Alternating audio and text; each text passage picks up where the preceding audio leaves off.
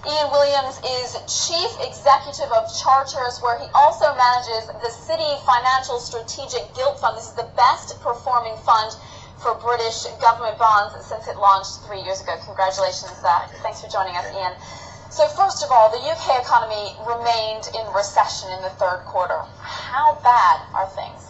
Things are pretty bad. I mean, the economy is probably in the worst state it's been since the Second World War, possibly going back to the last depression. The public finances are shot to pieces.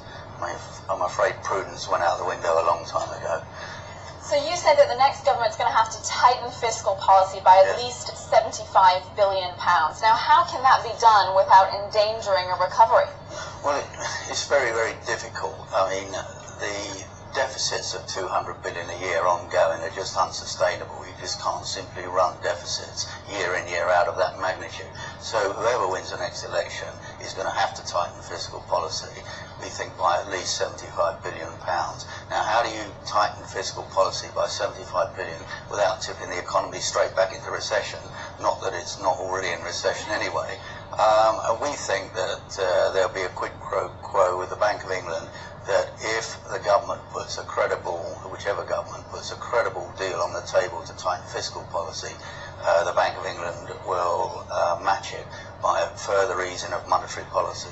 So that means more quantitative easing and or lower interest rates and possibly even Swedish-style negative interest rates. Well, let's talk about the Bank of England. Do you expect at its next meeting it to expand its QE program? I would think it's a distinct possibility, yes. And you mentioned Swedish-style interest rates. Should the BOE cut the deposit rate that it pays to commercial banks who are keeping their money at the central bank? Well, I don't think they're going to go there unless the government puts a credible package in front of them that tightens fiscal policy. And I think that tightening fiscal policy will also have to have a substantial amount of spending cuts, not just tax increases. But it has to be believable. I mean, they can't just put proposed cuts that don't really have any likelihood of being implemented. Does this mean then that you back the Conservatives, because they're talking about the biggest spending cuts? I think that the Labour Party is going to be judged on its record when it faces the electorate, and I don't think it's going to win. Okay. So where did Gordon Brown go wrong on the economy? They went wrong basically when they got re-elected in 2002. The first 4 years they did okay, but when they got re-elected, Gordon Brown just started spending money like a drunken sailor, and the chickens are coming home to roost, I'm afraid. Okay, so let's talk about the pound for a moment, because do you see it staying near its current levels? Because at its current levels, it should help the economy, shouldn't it? Yes, I mean, if the UK monetary policy goes to an easier policy, the pound may even weaken even further. I mean, it may be cheap on its purchasing power parity, but that doesn't mean to say it's not going to get even cheaper.